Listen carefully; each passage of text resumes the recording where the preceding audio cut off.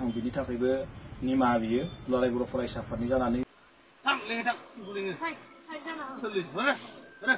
बादा होनो जोंखौ जों फैनायखौ नों बहानि नैबे ट्रेनावहाय दादागिरि टाइप बानायनाय बे मानसिया सोर दिनै खौरां हरदों सोरबा सोरबा फुल भिडिअखौ मैया गोबाङा लास्टखाय नुजोबाखैमोन आं दिनै फुल होनो आं ओइ आब' गाज्रि नालै सोरबो इयाव फैनाङा नुनाय मानसिया फैनाङा नोंलाय सोर जोंखौ बादा होनोलाय नों सोर बादा होनो जोंखौ जों फैनायखौ नों बहानि बहा नोंलाय थां सोरखौ खोन्थायो थाङो आंखौ खोन्था थां लिंहै थां नोंलाय सोर बेयाव फैनाङा होनलाय नै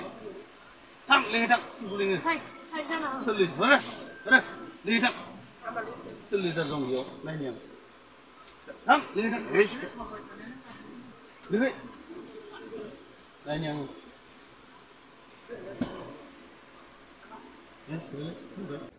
थारैनो फुल भिडिअखौ नैबेखौ नुबाय बबे ट्रेनावमोन आं ट्रेनबो मुं लाला आरो बबे आफादनि आं बेखौ मुंबो लानाय नङा खिन्थु जोबनायावहाय मोनसेल' नङा माखासे मानि फैदों फोरमायनाय आं बेखौ दिन्थिगोन बिनिनो दुलाराय बर' फरायसा आफादनिफ्राय नैबे भिडिअनि गेजेरजोंनो होफागोन आं माखासे निमाहा बिनाय मानो थाखाय माब्रै बेखेवसारनाय भिडिअ आं लाबोदों नोंथांमोना नायग्रोनानै लाबानो जाबाय नायग्रोआलासिनो गाज्रि कमेन्ट दाहर दुलाराय बर' फरायसा आफादनि थाखाय दिनै आङो बे थांनाय 15 आरो 16 नभेम्बराव जालांनाय बड'लेण्ड महोत्सव बिनि स्पेसियेल ट्रेन जि गंनै लानाय जादोंमोन आरो बे स्पेसियेल ट्रेननि सायाव गोबां मानसिफोरानो गोबां अभियोग होदों बा ससियेल मिडियायाव जों गोबां नुदों दा बेनि सायाव आं एसे खेंफोरथि होनो थाखाय दिनै फैदों आं गिबियाव बयनिसिमबो बे हाबाफारियाव बाहागो लानायनि थाखाय आं साबायखर जासिबाय हाबाफारिया मोजां जाफुंसारबाय आरो लोगोसे बे गंनै ट्रेनाव थांनाय गोबां दावबायारि बिथांमोना रायजो राजा बिथांमोना गोबां खस्थ' मोनबाय आं बिनि थाखायबो निमाहा बियो दुलाराय बर' फरायसा आफादनि जानानै बा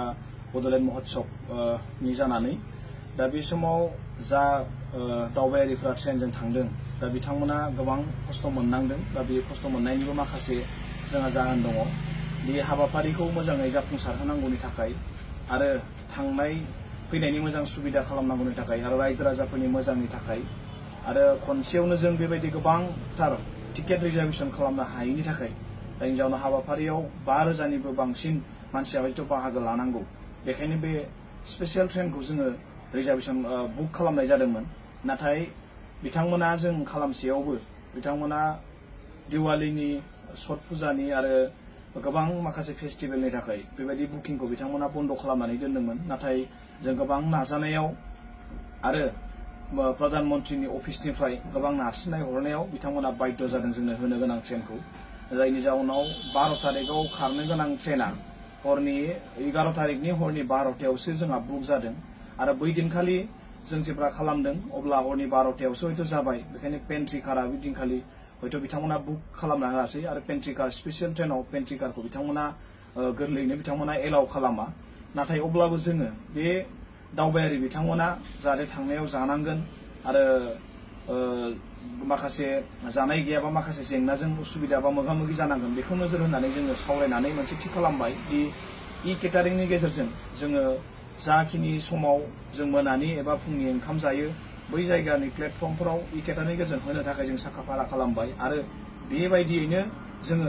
बुकिं खालामनाय जादों आरो बेबायदिनो जों फैसाखौबो खनसेनो बिथांमोननो होजोबदों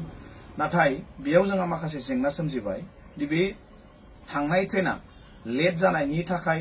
जा स्टेशनाव जों जा प्लेटफर्माव अर्डार होदोंमोन बैयाव सम मथे मोनैयाव हयथ' ओंखामफ्रा गोबाव जाहैदों जानाया गोबाव जाहैदों बिदि लेट जानायनि थाखाय आरो लेट जानायनि खारनानो जाबाय स्पेसियेल ट्रेना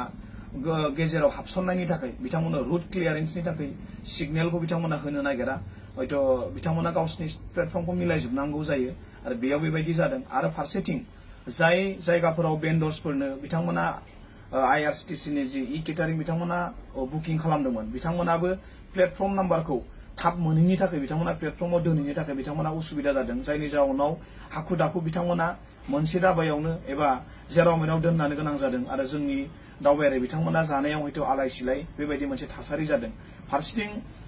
थांनाया जोंहा बिदिनो लेट जानानै जोंहा सौहैबाय आरो फारसेथिं फैनायावबो जोंहा सेम जों बेबायदिनो बुकिं खालामखानानै दोनदों। नाथाय फैनायावबो एखे कन्डिसन दि ट्रेना लेट जानायनि थाखाय जों मिथिनो मोन्दों फुंनि ओंखामा मोनायाव जानो गोनां जादों, मोनानि ओंखामखौ सानाव मोनजादों आरो बेखौ जोङो जुजिदोंमोन, नाजादोंमोन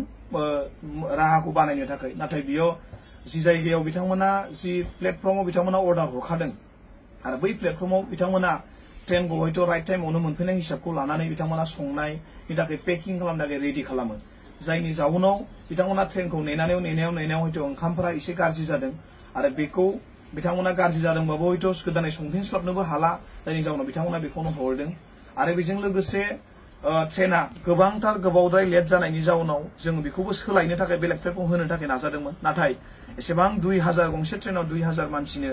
माने बबेबा मोनसे प्लेटफर्माव बुंब्रबनाय लोगो लोगो जाहोनायनि बिथांमोनाव बे सिस्टेमा बिथांमोनाव गैया, हयथ' बेबायदि उसुबिदाखौ बिथांमोना खालामनो हाया आरो गासैबो प्लेटफर्मावनो बेबायदि 2000, 2500, 4000 गाहाम मानसिनि ओंखाम जाहोनो थाखाय बिथांमोना रेडि गैया बा जाहोनो बिथांमोना हाया। दा बेखायनो रायजो राजा बिथांमोना गोबां खस्थ' मोननांबाय। जों जुजिदोंमोन, गोबां नाजादोंमोन। दा बेखायनो गोबां बेयाव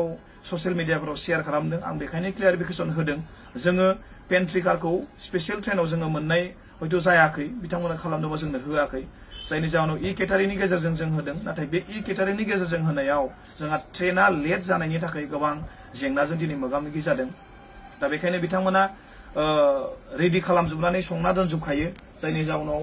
गोबावथार जानायनि थाखाय ओंखाम ओंख्रिफ्रा एसे गाज्रि जादों। दा बेखायनो बिथांमोनखौ आं खावलायबाय। लोगोसे दिनै जोंहा लान्च होनायनि खोथामोन गुवाहाटीनि ट्रेना लान्च, नाथाय बेयाव लान्चखौ जों होनाय अर्डारावनो होखायाखैमोन। कारना जाबाय बे ट्रेना क'क्राझाराव फुंनि 10टायावनो फुंनि 8टायावनो क'क्राझाराव सफैनो गोनांमोन आरो बिनि उनाव माखासे ट्रेना माखासे समाव गुवाहाटीयाव बिथांमोना ग्रोब मोनफैनो गोनांमोन, जायनि जाउनाव लान्चनि गोनांथि हयथ' बेयाव गैया आरो बेबायदि सुबिदा हयथ' गैया बेबायदिमोन। नाथाय ट्रेना 7-8 घन्टा लेट जानायनि थाखाय नैबे होबाय आरो बेबायदि होननानै जों गोसो जाबानो बबेबा मोनसे प्लेटफर्माव ओंखामखौ जाहोनो थाखाय अर्डार होब्रबबाबो बिथांमोना हयथ' रेडि जानो हाया। जों नाजादोंमोन गेजेराव बहाबा मोनसे प्लेटफर्माव ओंखामखौ होनो थाखाय, नाथाय बिथांमोना सिस्टेमा हयथ' बिदि जाया। बिथांमोना सिगांनो बुकिं खालामग्रोनांगौ, सिगांनो गासैखौबो होखाजोबनांगौ। दा बेबायदि मोनसे थासारिया जादों। दा बेखायनो बाहागो लानाय रायजो राजा बिथांमोनखौ हाबाफारियाव गोबां खस्थ'नि गेजेरजोंबाबो बाहागो लानानै मोजां जाफुंसार होबाय। बेखाय आं रोजा रोजा साबायखर बावदों आरो जानाय लोंनायाव गोबां खस्थ' मोनबाय आरो बेनि थाखायबो आं गोबां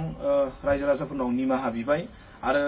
गोबां रायजोफोरा गोनो गोथो हयथ' जानो हादों, गोबां मानसिफोरा गोनो गोथो जादों ससियेल मिडियायाव गोबां शेयार खालामनायनि थाखाय। गासैबो सिस्टेमखौ जोङो थिक खालामजोबनो नाजादोंमोन, नाजासेयावबो ट्रेना लेट जानायनि थाखाय नैबे जेंनाजों मोगा मोगि।